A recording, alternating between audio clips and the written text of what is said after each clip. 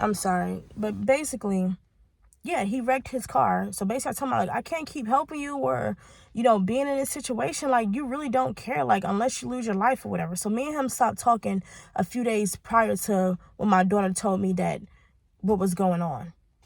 The day that I found out was actually the day of my mom's passing, that she went home to the Lord. Basically, I was knocked out asleep. I have cameras in my home. I was knocked out asleep, and I heard a loud thump. Mind you, my kid's father was not there. It was not just me and my kids. They was in the living room watching TV, and I guess they fell asleep in the living room, and I fell asleep in my room. And I heard a loud thump, and I jumped up. Instead of me going in the living room to check on and see what's going on, I guess I was so tired I had fell back to sleep. But then I thought about it. I said, let me check the cameras. So instead of me getting up, going to the living room, I just checked my cameras. That's when I saw my daughter unplug the camera. When I saw her unplug the camera, that kind of confused me, because I'm just like, why is she unplugging the camera? That's when I got up and went in the living room and saw that she was faking like she was asleep, and that's how I found out, because she told me then. And after that, all hell broke loose. Moving forward, I just thank God that he wasn't there at the time, because I don't know how I would react or whatever.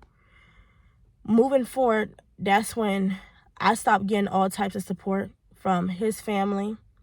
And what I mean by support is people calling to check up on us. His mom helping me with the kids or whatever, as far as babysitting or aunts and stuff like that. Now I gotta figure everything out by myself, because for number one, his family knew everything that we've been through, like as far as us getting into arguments and stuff like that. So they always look at me as the crazy one or stuff like that. So when it happened, they automatically assumed and thought that, oh yeah, I put my daughter up to this because she never liked us, or she's crazy, or this and the third. So they automatically took his side and think that I'm setting him up or whatever the case may be. So now when it happened, I'm getting threats. It's safety concerns, all this type of stuff. I sat here and I moved with my siblings when the situation first happened. I have four sisters in total. It's 5 including me. 3 of them is in Maryland. Only one of them out of all my 4 sisters I was raised with from the day of birth, the day I was born, up until now. That's because my mom, she did not have my mom had 9 kids. My mom did not raise all her 9 children. She only raised me and my sister that I'd been living with since day one. So when that situation happened, my sisters got on the phone. They said, drop everything, come stay with us in Maryland. We got you, stuff like that. Dropped everything, left my job. I left the apartment I was staying in because of me and my kids' safety at the time when it first happened. Couldn't find out that was not the case. One of my sisters helped me as much as she could, but she had a family of her own, so I guess her husband done told her it was too much, something like that. So she told me, in order for me to get my kids into school, I might as well go into the shelter. That's how I went into the shelter in Maryland. Everything was not what it seemed, basically. My other 2 sisters, they helped to a certain extent, but not. I basically had to go in the shelter by my own and figure stuff out, because nobody didn't want to help me, basically.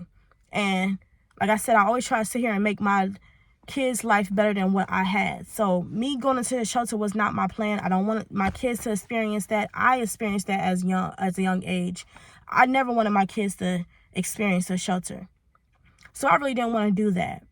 And that's when all these other videos came into place. If you guys go back on my videos, y'all can see my journey of when I went to Maryland and stuff like that, try to sit here and figure out a way. And that's what made me come back down here to Georgia, because I didn't get the help that I was supposed to get with my sisters and stuff like that. That didn't turn out to be very good, or whatever the case may be. As far as me and my siblings' relationship, like I said, we all was raised separately. They was raised by their father. The only people that was raised with by their mother was me and one of my other sisters. Me and her is like this. But at the same time, she got her own stuff going on and stuff like that, that she cannot help me how she want to help me at all. So as far as my other siblings, after the situation that happened in Maryland, I had to cut them off, because one of my sisters was threatening to take my kids away because I wanted to come back to Georgia, because I did not want to stay in a shelter. So, and her husband had disrespected me. He put his hands on me by taking off my hat, snatching my hat off because I wanted to go back to Georgia. So I had cut them off. My older sister, me and her relationship is like off and on. Me and her fought multiple times in Maryland because I really don't know, to be exact. It was like I guess a jealousy thing from the situation.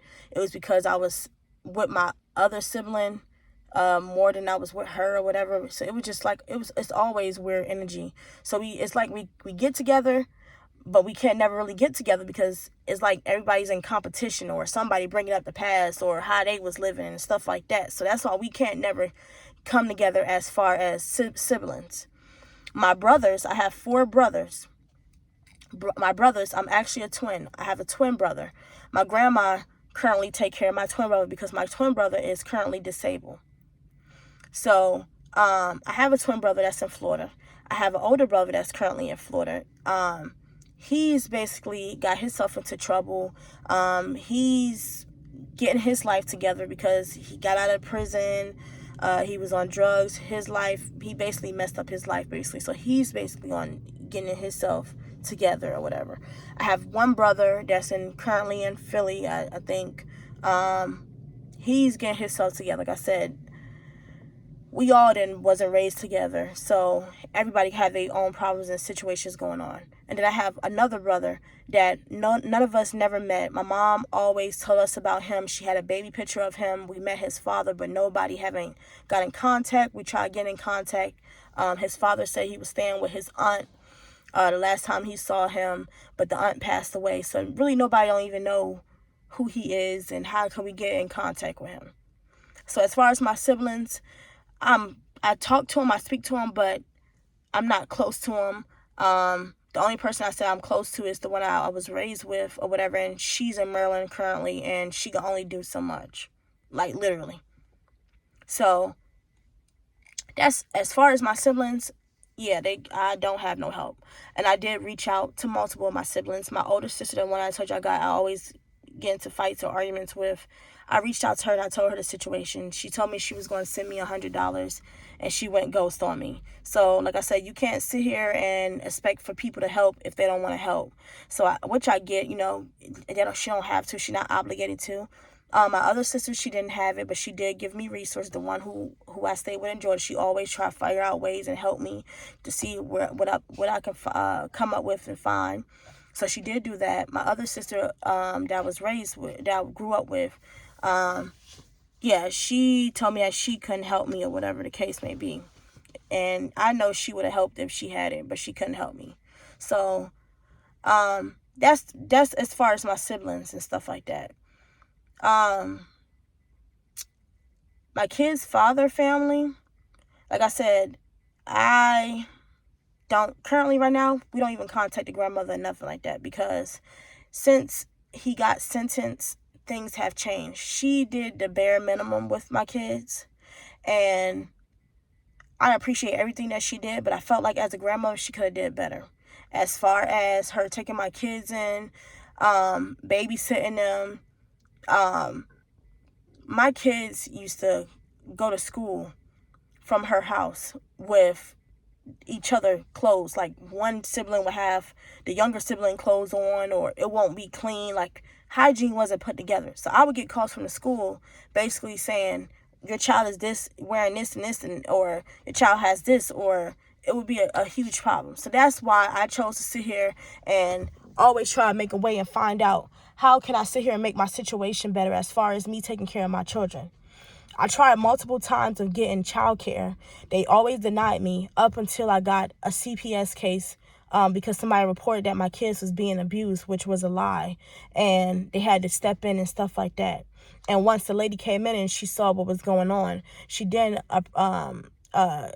told me to apply for childcare. And she told me it was going to go through faster since I had a case.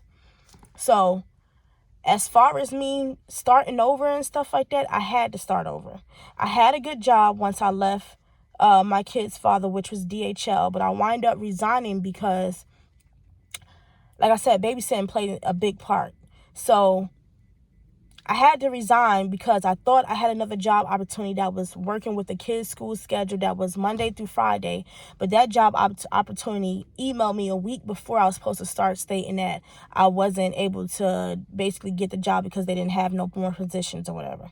So with that being said, I tried canceling my resignation, but the GM at DHL, that the job that I was at, she said I couldn't cancel my resignation. So basically, I didn't have no choice but to leave that job. That was a good paying job. I was okay then. I was on the right track at that around that time. So I'm always trying to figure out a way of how to provide for my children. Right now, the best option right now for me is to work a night shift. My kids go to school during the day, and I'm making it through. And that's just to sum up just a little of the stuff. I can't even get into all the other stuff, but that's just to sum up the little other stuff.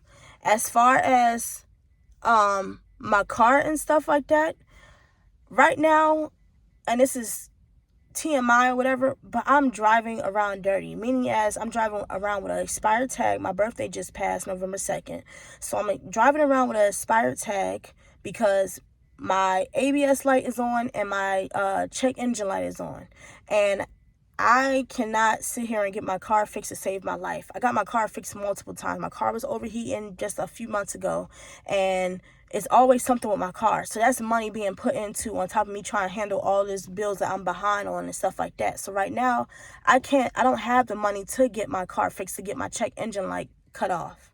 So that's why I can't pass emissions, because my check engine light is on.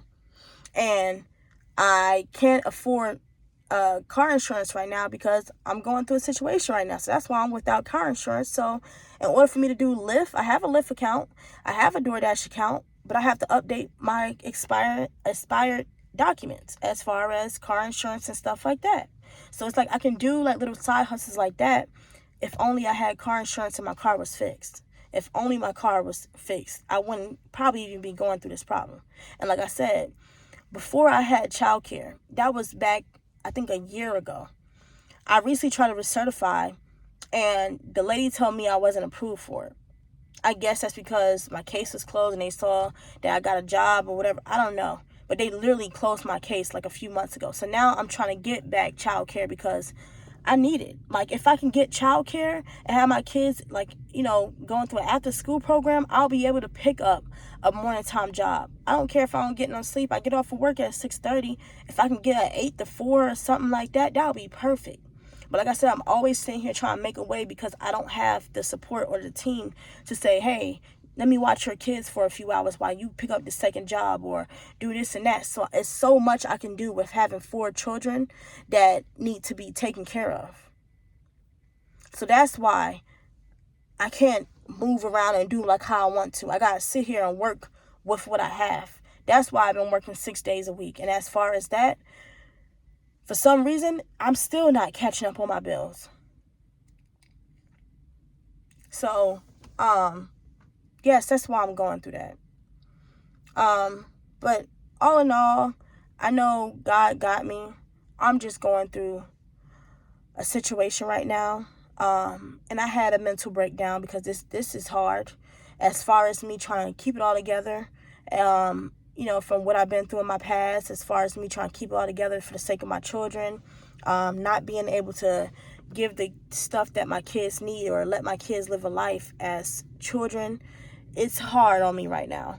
And I sit here and I have to put on this huge smile and just chuck it up because I'm a woman, I'm a mom, and this is the life that I chose. And I totally get that, and I accept all my responsibility for that. But I'm also human, and I have my days to where I break down because it's like I'm trying, but nothing seems to sit here and work out. And I know once I get rid of this car payment, things will be a lot easier because right now I'm paying $700 a month for a car payment. And I'm trying to hold on because this is the only resource that I have of getting back and forth to work. Like I said, I work 45 minutes away. And that's another thing I'm trying to change. I'm trying to get it to where my job is closer to my home or my home is closer to my job.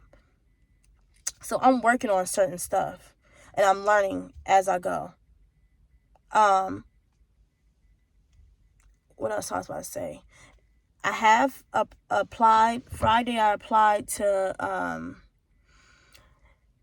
I had got a list of different resources. I applied for rental assistance. I applied to different churches and stuff like that. I did call one church for intake to get help with utilities. They told me that they was full. They wasn't accepting applications at the time, so I have to call back next week Wednesday. So I will be doing that. I did go to a food pantry to get me and my kids food.